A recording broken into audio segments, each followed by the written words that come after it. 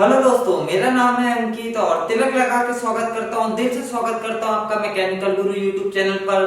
आज है संडे और जैसा कि आप जानते हैं हर संडे मैं लेके आता हूँ आपके लिए ताबड़तोड़ जॉब अपडेट। लेकिन भैया आज हो गया है मूड खराब, क्योंकि IOCL की तरफ से कुछ ऐसी जानकारी मिली है जो सच में ना आंखों से आंसू ला दे रही है। शायद यह वीडियो बनने के बाद मेरे घर में पुलिस वाले भी आ जाए, मेरे ऊपर केस हो जाए या फिर मेरा YouTube चैनल बंद हो जाए, लेकिन जानकारी आप तक पहुंचाना जरूरी है क्योंकि है ये बहुत इंपॉर्टेंट। तो बिना इंतजार किए इस वीडियो को हम शुरू करते हैं। मेरा नाम है अंकित, आप देख रहे हैं मैकेनिकल गुरु। चलिए करते हैं इस वीडियो को शुरू।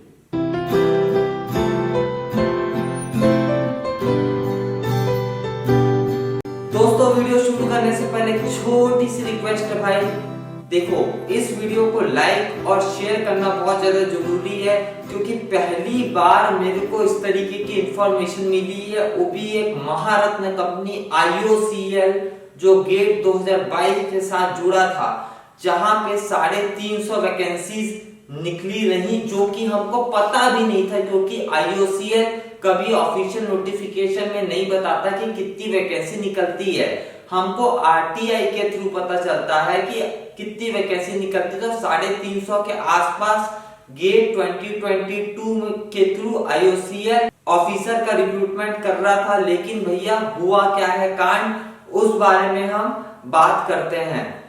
मेन बात यह है कि भैया जितनी भी वैकेंसीज निकाल रही हैं अभी भारत सरकार, उसमें से ज्यादातर वैकेंसीज को बैकलॉग में डाल रही है, यानी कि 1 या 2 बंदों का रिक्रूटमेंट हो रहा है कुछ ब्रांचेस में, बाकी सब वैकेंसीज को आगे शिफ्ट कर दिया जा रहा है, यानी कि नेक्स्ट गेट के एग्जाम के लिए शिफ्ट कर दिया जा रहा है, जिससे आपका एज का भी नुकसान हो रहा है और बहुत सारे लोगों का नुकसान हो रहा है। भैया बात जो मैं करने वाला हूं आपको पूरे प्रूफ के साथ मैं हर एक चीज बताऊंगा। मेरे साथ है अरविंद राय सर। सबसे पहले इस वीडियो को ना दमदार लाइक कीजिए, लाइक अच्छे से होना चाहिए, IOCL तक ये वीडियो पहुंचना चाहिए। क्यों वैकेंसीज ज्यादा दिखाई गई और क्यों कम लोगों का रिक्रूटमेंट या फिर ना के बराबर, मतलब किसी का भी रिक्रूटमेंट नहीं किया गया, आखिर ऐसा क्यों हुआ, क्यों ये नौटंकी हो रही है, क्यों ये जुमला हो रहा है? क्या चुनाव के पहले ही आप ये वैकेंसीज निकालना चाहते हैं? आपको वोट चाहिए तो ऐसे ही ले लीजिए भाई, भीख में दे देंगे, कोई दिक्कत वाली बात नहीं है। लेकिन भैया सच तो बताइए, ऑफिशियल नोटिफिकेशन में हमको बताइए कि कितनी वैकेंसीज निकल रही हैं। उसके बाद हमको आप कट ऑफ स्कोर बताइए। कट ऑफ स्कोर जानने के लिए भी हमको RTI करना पड़ता है, और RTI करने के बाद जो हमको जानकारी मिलती है उससे इतना दिल टूट जाता है भाई, क्योंकि फिर पता चलता है कि एक बंदे का बस सिलेक्शन किया गया है। अरविंद राय सर, आगे आप बताइए कि हुआ क्या आखिर केस। सत श्री अकाल, नमस्कार, आदाब, वंदे मातरम। Thanks Ankit for inviting me on your prestigious channel. आपने आज सवेरे जब मेरे को ये सारा RTI का रिकॉर्ड दिखाया तो एक्चुअली इट वाज शॉकिंग। दोस्तों, RTI के रिस्पॉन्स में IOCL ने कहा कि EWS सेक्शन में केमिकल इंजीनियरिंग में 31 पोस्ट हैं, लेकिन सेकेंड RTI के जवाब में IOCL कहता है कि 31 सीट्स में से एक भी सीट फिल नहीं हुई है, क्योंकि किसी भी कैंडिडेट ने क्राइटेरिया सेटिस्फाई नहीं किया। अब सवाल ये उठता है कि आपका ऐसा क्या क्राइटेरिया था जो किसी भी बंदे ने सेटिस्फाई नहीं किया। डेफिनेटली आपको वो क्राइटेरिया पहले से बताना चाहिए था कि हमारा ये क्राइटेरिया है, हमारा ये कट ऑफ है। ऐसा कैसे हो सकता है कि इतना कंपटीशन जहां पर हो वहां पर कोई बंदा भी अपना कट ऑफ तक क्लियर नहीं कर पा रहा है? अगर आपका ऐसा कोई कट ऑफ था तो आपको वो कट ऑफ नोटिफिकेशन में देना था। आज जो बंदा फॉर्म भरता है उसको एक उम्मीद होती है कि यार मेरे को एक नौकरी मिल जाएगी, मेरे चांसेस हैं। लेकिन अगर आप ऐसा करें कि फॉर्म भरवाने के बाद आप कहें कि कोई भी बंदा कट ऑफ क्वालिफाई नहीं कर पा रहा, तो ये बहुत दुखद है। इससे जो कैंडिडेट अप्लाई करते हैं उनकी उम्मीद टूटती है। दोस्तों, IOCL को या किसी भी PSU को ये समझना चाहिए कि जब एक कैंडिडेट अप्लाई करता है तो उसकी आशा, उसकी उम्मीद उस जॉब को लेके बन जाती है। और यदि इस प्रकार से आप नोटिफिकेशन निकालते हैं और नोटिफिकेशन निकालने के बाद ईडब्ल्यूएस सेक्शन में 31 पोस्ट केमिकल में होने के बावजूद एक भी सीट अगर नहीं भरी जा रही है तो इसका क्या कारण है? बैकलॉग में से क्यों डाला जा रहा है सर? बैकलॉग में से क्यों डाला जा रहा है? ये चुनावी जुमला है। अगले साल फिर आप निकालोगे 26 साल एज लिमिट रखे गए हैं। अभी जिसका बंदे का 44 मार्क्स आया है और मान लीजिए 45 मार्क्स कट ऑफ गया है तो वो बंदा तो अगले साल एज लिमिट से बाहर हो जाएगा ना मेरे भाई। तो अगले साल तो वो एग्जाम दे ही नहीं पाएगा, या फिर गेट में तो कोई एज लिमिट होती नहीं है, लेकिन वो IOCL का फॉर्म नहीं भर पाएगा। तो बैकलॉग में आप वैकेंसीज क्यों डाल रहे हो? और अगर आपको बैकलॉग में वैकेंसीज ही डालना है तो आप वैकेंसीज RTI में शो क्यों कर रहे हो? अरे RTI छोड़ो यार, आप ऑफिशियल नोटिफिकेशन में क्यों नहीं बताते हो कि हमको कितनी वैकेंसीज खाली हैं? आपको ऑफिशियल नोटिफिकेशन बताना चाहिए सर। नहीं अंकित, ये 31 की 31 सीट को खाली छोड़ देना ये किसी भी तरीके से लॉजिकल या न्यायपूर्वक तो नहीं कहा जा सकता। और शायद मंशा ये हो कि 2024 के इलेक्शन से पहले बम्बार्ड वैकेंसीज निकलें। तो दोस्तों मेरी समझ से तो ये जो IOCL का डिसीजन था कि एक भी वैकेंसी, ये तो हम सिर्फ केमिकल ब्रांच की बात कर रहे हैं, बाकी अभी हम RTI डालेंगे और बाकी ब्रांचेस में क्या कंडीशन है वो भी हम चेक करने की कोशिश करेंगे। अभी तो हमें सिर्फ केमिकल ब्रांच के बारे में मालूम चला कि 31 में से एक भी सीट भरी नहीं गई है। तो ये किसी भी तरीके से न्यायोचित नहीं ठहराया जा सकता कि EWS सेक्शन में से एक भी कैंडिडेट आपको क्वालिफाई करता हुआ नहीं दिखाई दे रहा। क्या आपका कोई क्राइटेरिया है पर्टिकुलरली गरीब लोगों से कि हम गरीब लोगों को नहीं जॉब देंगे? पिछले जन्म में क्या पाप किए हम लोग भाई? सर क्या पाप किए हम लोग?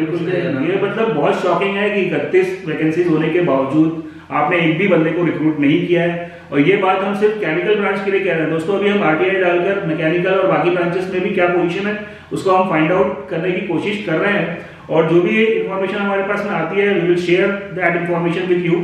लेकिन दोस्तों देखो, हर जगह कोई अच्छा हो या बुरा हो, लेकिन पॉजिटिव चीज हमेशा हमको मिल जाती है। और मेरी आदत ये रही है कि हमेशा हमको पॉजिटिव ही देखना चाहिए। मे बी बहुत लोगों का दिल टूटा होगा, लेकिन फिर भी बहुत लोगों के लिए पॉजिटिव उम्मीद भी है। वो पॉजिटिव उम्मीद ये है कि ये बैकलॉग की सीट जो है वो नेक्स्ट ईयर वाले जो कैंडिडेट हैं उनको इसका एडवांटेज मिलेगा। और दोस्तों एक चीज आप ध्यान में रखिए कि 2023 और 24 ये 2 साल में बम्बार्ड गवर्नमेंट सेक्टर्स में वैकेंसीज आने वाली हैं। आप ये चीज को ध्यान में रखिए कि जब भी इलेक्शन होगा तब वैकेंसीज बहुत ज्यादा तरीके से निकाली जाती हैं। तो अभी से आप लोगों को करूंगा कि आप लोग जो अभी नए बच्चे हैं जो तैयारी कर रहे हैं बिल्कुल जी जान से लग जाइए। 23-24 में बहुत बम्बार्ड वैकेंसीज आएंगी और 23-24 के बाद आप फिर मान लीजिएगा कि 25, 26, 27 तक कोई वैकेंसी आएंगी है, बहुत कम वैकेंसीज आएंगी। तो अभी आप लोगों के पास बहुत अच्छी अपॉर्चुनिटी है कि आप लोग जी जान से लगिए। 23 और 24 में बहुत सारी वैकेंसीज आने वाली है, तो आप उनको क्वालिफाई कर सकते हैं। बाकी हमारी रिक्वेस्ट तो PSU से ये रहेगी कि आप नंबर ऑफ सीट्स कितनी है उसको आप नोटिफिकेशन में बताइए। यदि आपका कोई क्राइटेरिया है कट ऑफ का, तो वो कट ऑफ का क्राइटेरिया भी आप नोटिफिकेशन में लिखिए, ताकि कैंडिडेट को फॉर्म भरने से पहले ही मालूम चल जाए कि मैं कट ऑफ क्वालिफाई कर रहा हूं या नहीं क्वालिफाई कर रहा हूं। क्योंकि मेरा मानना है कि जब एक कैंडिडेट फॉर्म फिल करता है तो उसकी एक उम्मीद उससे जुड़ जाती है, और जब उसका सिलेक्शन नहीं होता है तो वो उम्मीद टूटती है। और ये उम्मीद का टूटना किसी जवान लड़के के लिए मैं नहीं समझता कि अच्छी बात है। तो कंपनी को भी ध्यान में रखना है कि अगर आपको ऐसा कोई क्राइटेरिया है तो आप प्लीज वो क्राइटेरिया को नोटिफिकेशन में डालिए, ताकि मैं फॉर्म ही ना भरूं। जब मैं फॉर्म भर दिया उसके बाद मुझे लगता है कि यार मेरे को जॉब मिल सकती है यहाँ पे, और जब मुझे पता चलता है कि यार जॉब थी, वैकेंसी थी, लेकिन फिर भी कोई ऐसा क्राइटेरिया कट ऑफ का आ गया जिसको मैं क्वालिफाई नहीं कर पाया, और वो ऐसा क्राइटेरिया जो कि मेरे को पहले से मालूम नहीं था, तो डेफिनेटली ये चीजों को इनको नोटिफिकेशन में ऐड करना चाहिए। बाकी दोस्तों मैं आप लोगों से यही कहूंगा कि चलिए अब जो हुआ सो हुआ, उस पर हम चेंज नहीं कर सकते। आगे की सुन ले, मतलब नेक्स्ट ईयर बहुत बम्बार्ड वैकेंसीज आने वाली है, तो आप लोग अपने औजार तैयार रखिए, आप लोग अपनी तैयारी अच्छे से करते रहिए, और उम्मीद करते हैं कि नेक्स्ट ईयर जब वैकेंसीज आएंगी तो आप लोग अच्छे से परफॉर्म करेंगे और उन सीट्स को भरेंगे। और ऑर्गेनाइजेशन से भी ये उम्मीद रहेगी कि वैकेंसीज को बैकलॉग में ना डाला जाए। एक तरफ तो PSU कहते हैं कि हमारा स्टाफ जो है वो ओवरलोडेड है, और उसके बाद वैकेंसीज होने के बाद आप वैकेंसीज फिल नहीं करते हैं। तो ये किसी भी तरीके से ठीक तो नहीं कहा जा सकता। अभी जैसे देखिए दोस्तों, आप लोग जानते हैं एनपीसीएल में गुजरात में वैकेंसी निकली, यूपी में वैकेंसी निकली, इसके अलावा सेल में बीएसपी में वैकेंसी निकल गई है, राउरकेला में वैकेंसी निकल गई है। तो लगातार ये जो सिलसिला चल रहा है, और खासकर जो गेट का, मैं महारत्न कंपनी से मैं ये उम्मीद नहीं करता, एक महारत्न कंपनी से मैं ये उम्मीद नहीं करता कि किसी बच्चे को आरटीआई डाल के यह सब चीजें पता करना पड़े। भैया आपके पास आपके ऑफिशियल वेबसाइट है, आप शॉर्टलिस्टेड कैंडिडेट की लिस्ट डालिए, आप नंबर डालिए, आपको कितना मार्क्स मिले, आपका जीडी में कितना नंबर आया, पीआई में कितना नंबर आया, आप क्यों रिजेक्ट हुए, आप ये बताइए तो सही। और इनफैक्ट आप इतनी वैकेंसी निकालिए ही मत ना कि अगर आप ले नहीं सकते तो आप 350 वैकेंसी निकालते हैं, जिसमें केमिकल में ईडब्ल्यूएस में खाली 31 वैकेंसी होती हैं, और उनमें आप एक भी कैंडिडेट को सिलेक्ट नहीं करते हैं। जो भी आपका क्राइटेरिया हो, जो भी आपका कट ऑफ हो, भले वो 100 में से 100 ही क्यों ना हो, लेकिन या तो आप ये चाहते हैं कि पूरी वैकेंसी चले जाए बैकलॉग में, आप ये चाहते हैं बेसिकली कि चुनाव आ रहा है, हम चुनाव के पहले और एक बार नोटिफिकेशन निकाल पाए, क्या आप ये चाहते हैं? आप लोग प्रॉफिटेबल क्यों नहीं है? आप लोग इसीलिए, मेरे को तो लगता है कि इसीलिए कोई भी पीएसयू आज के डेट में प्रॉफिटेबल नहीं है, क्योंकि वो अपने से काम नहीं कर पा रही है, वो किसी के प्रेशर में है, किसी के अंडर में है, और कोई उनको ऑर्डर दे रहा है कि ऐसा करना है, मतलब ऐसा करना है। लेकिन 31 वैकेंसीज में से एक बंदे को भी नहीं लेना, ये तो बहुत बहुत बहुत ज्यादा गलत बात हो जा रही है, और एक महारत्न कंपनी से मैं ये कभी एक्सपेक्ट नहीं करूंगा। इसके अलावा भैया ये सब सिर्फ आईओसीएल की बात हुई, और पहली बार हमको पता चला क्योंकि एक भाई ने आज सुबह सुबह ही ईमेल करके हमको डिटेल्स बताई। अब पता नहीं कहां कहां किस किस वैकेंसीज और किस किस कंपनीज में, क्या पता एचपीसीएल में भी हो जाए, बीपीसीएल में भी हो जाए, और ये जो वैकेंसीज जो 10 लाख हो रही हैं, 10 लाख निकलेंगी 1.5 साल में, इनमें क्या पता भाई 10 लाख में से 8 लाख वैकेंसीज बैकलॉग में डाल दे सर। बिल्कुल, क्या हम करें तो क्या करें? क्या दुश्मनी क्या है हमसे? हमको नोटिफिकेशन में बता दो भैया, हमको फॉर्म भरना है कि नहीं भरना, हम डिसाइड कर लेंगे और हम उस हिसाब से तैयारी करेंगे, या फिर हम दूसरे एग्जाम्स की तैयारी करेंगे। हमको नहीं चाहिए सेंट्रल गवर्नमेंट, हम स्टेट गवर्नमेंट एग्जाम्स की तैयारी कर लेंगे। लेकिन कम से कम इस तरीके का तो काम मत कीजिए कि 31 वैकेंसीज में से आप एक को भी ना ले, एक को भी ना ले, और क्या बोल दें कि किसी ने भी हमारा एलिजिबिलिटी क्राइटेरिया या कट ऑफ क्लियर नहीं किया। अच्छा, तो आप कट ऑफ बता दीजिए अपने वेबसाइट पर। आप वेबसाइट पर अपना हर एक डिटेल्स तो दे सकते हैं कि इतना कट ऑफ गया है, वह भी हमको आरटीआई से पता चल रहा है। हाँ, आप डालेंगे कब? 8 महीने बाद, 6 महीने बाद, जब तक माहौल सब खत्म हो चुका होगा, दूसरी वैकेंसीज भी निकल चुकी होंगी, इंजीनियरिंग असिस्टेंट की वैकेंसी भी आप निकाल देंगे जिसमें डिप्लोमा वाले अप्लाई कर पाएंगे, फिर उसमें भी आप कुछ वैकेंसीज को फिर बैकलॉग में डाल देंगे। ये क्या चल रहा है? ये चल क्या रहा है आखिर इंडिया में? समझ में नहीं आ रहा है भाई लोग। अच्छा अंकित, यहाँ पे एक चीज मैं आपको और मेंशन करना चाहूंगा कि ये एज लिमिट भी इन लोगों ने जो निकाला है वो 26 ईयर्स रखा है, जबकि कोविड की वजह से 2 साल तो ऑलमोस्ट जो रिक्रूटमेंट था वो निग्लिजिबल ही था।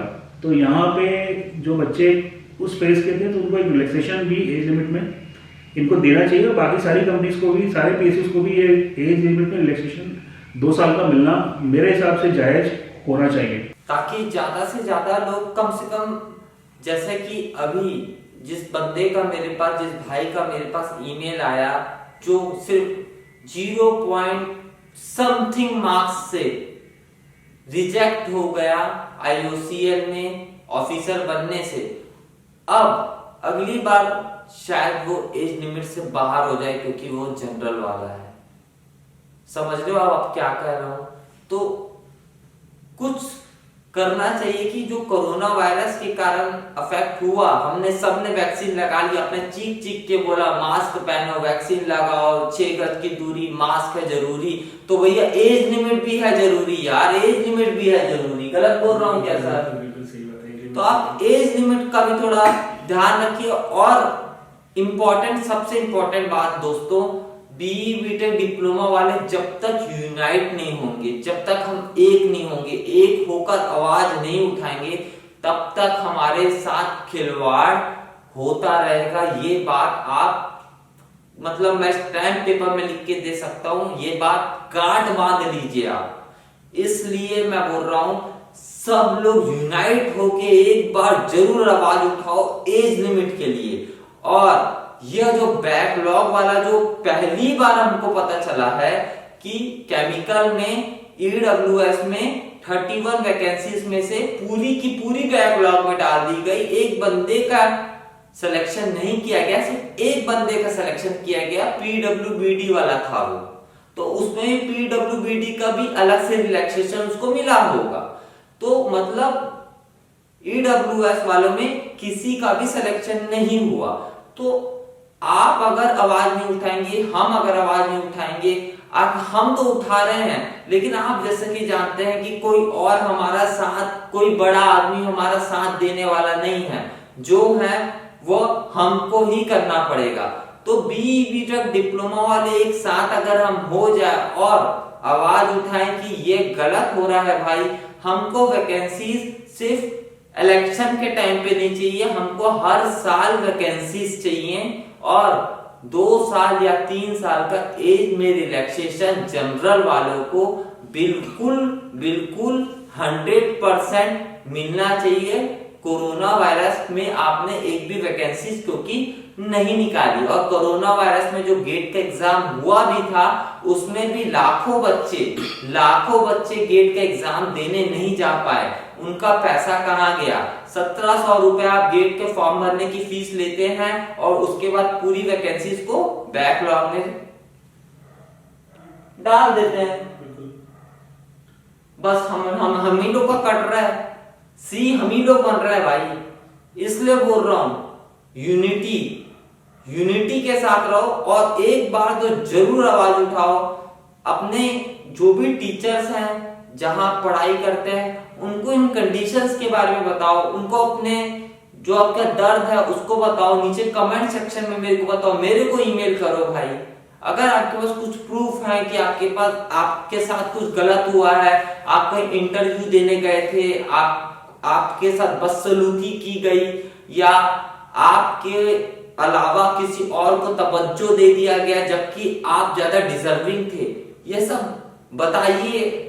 ये सब चीजें सामने आनी चाहिए। ये जब तक ये चीजें सामने नहीं आएंगी और हम लोग यूनाइट नहीं होंगे और आप सिर्फ घर में बैठ के एग्जाम की तैयारी करते रहेंगे, कीजिए, बहुत अच्छी बात है, पूरे दिन एग्जाम की तैयारी कीजिए, लेकिन एक बार यूनाइट होके एक साथ मिलके आवाज उठाइए एज लिमिट के लिए। और ये जो बैकलॉग वाला है ना, हमको भैया मत दिखाओ 10,000 वैकेंसी मत दिखाओ, उतनी ही वैकेंसी दिखा दो मेरे भाई जितने में लोगों की नौकरी आप लगा रहे हो, है ना। और कट ऑफ भी भाई थोड़ा संभाल के ऐसा कीजिए कि ऐसा ना हो कि फिर हमको आरटीआई डालना पड़े और आरटीआई में फिर रिप्लाई यही है कि किसी का भी सिलेक्शन नहीं हुआ क्योंकि वो एलिजिबिलिटी क्राइटेरिया के बाहर थे या फिर उनका कट ऑफ कुछ पॉइंट्स से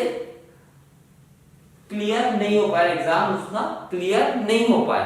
अच्छा, यहाँ पे जिन दोस्त ने हमको आरटीआई के थ्रू एप्लीकेशन किया और हम अंकित के साथ इंफॉर्मेशन शेयर किया, तो मैं उनको एक तो थैंक्स बोलना चाहूँगा क्योंकि आपकी वजह से हमें पता चला कि क्या क्या कंडीशंस पीएसयूज में हो रही हैं। दोस्तों, मेरी आप लोगों से रिक्वेस्ट है कि आप लोगों का भी अगर कोई इश्यूज आता है तो प्लीज़ आप अंकित को मेल करिए, अंकित को मैसेज करिए। हमको अच्छा लगता है आप लोगों के इश्यूज को उठाना, उस पर बात करना, ताकि हमारी बात जो है वो ऊपर तक पहुंच ही जा सके और बात को ऊपर तक पहुंचाना है। तो दोस्तों, मैं आपसे रिक्वेस्ट करूंगा कि लाइक करिए, दबा के लाइक करिए, शेयर करिए, सारे इंजीनियर तक इस मैसेज को, इस वीडियो को आप पहुंचाने की कोशिश। कोई यूनिकॉर्न कंपनी आपका साथ नहीं देने वाली है, कोई यूनिकॉर्न कंपनी आपका साथ नहीं देने वाली है। एक बात याद रखना, पैसे का खेल अलग हो रहा है और जो ऑथेंटिक बंदा है वो अलग है। आपको खुद समझ में आ जाएगा कि कौन ऑथेंटिक है और कौन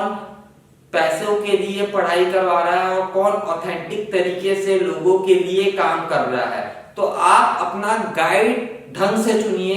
मैं बस इतना ही बोलना चाहता हूं।